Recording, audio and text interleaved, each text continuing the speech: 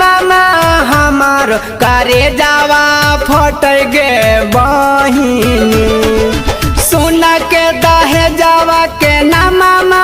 हमारो छातिया फट गे बहिनी लड़का के पापा इतना बेदर्दी दियो न बुझे गे बहिनी लड़का के पापा इतना बेदर्दी दियो न बुझे गे बहिनी दियो न बुझे गे बहिनी दियो न बुझे गे बहिनी दियो न बुझे गे बहिनी